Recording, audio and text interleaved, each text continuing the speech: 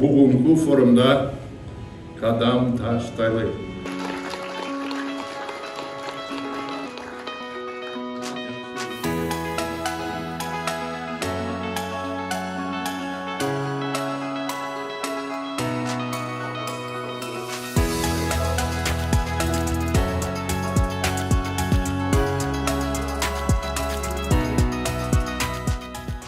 Біз үшін мұндай форматтағы іс-шара бірінші жолы ұйыштырылуда.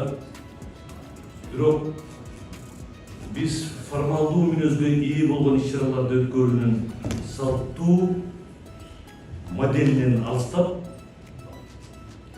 түшүнүүгө оңой болгон форум уюштурууну шектейт. Ушу өлкөбүздө сот бийлигин реформалоо аракеттери жүрүп жатат. Анын артыкчылыктуу багыты элге багытталган сот адилеттигинин тутумун, системасын, башкача айтканда, ар бир адамдын сот адилеттигине жетүүсүн камсыз кылууга багытталган ар бир адамдын укуктарын жана кызыкчылыктарына урматтоого негизделген системаны түзүү болуп саналат.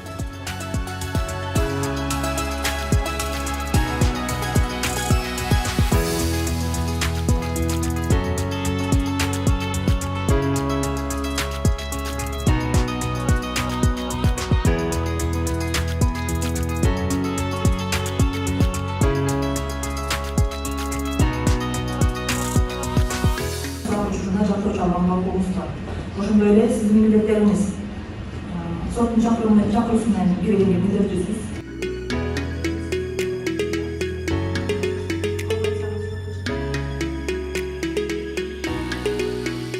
Элге багытталган сот адилеттиги бул мыйзам үстөмдүгүн камсыздоо программаларын ишке ашырууда чоң жаңы бир мамиле десек болот. АКШ Кыргыз Республикасы бул жаңы ыкманын башында турганы менен сыймыктанат. Элге багытталган адилеттүүлүк өзүнүн бардык иш-аракеттеринин борборуна адилеттик издеген адамдардын муктаждыктарын коет жана бул муктаждыктарга жеткиликтүү жана натыйжалуу түрдө жооп берүүгө умтулат.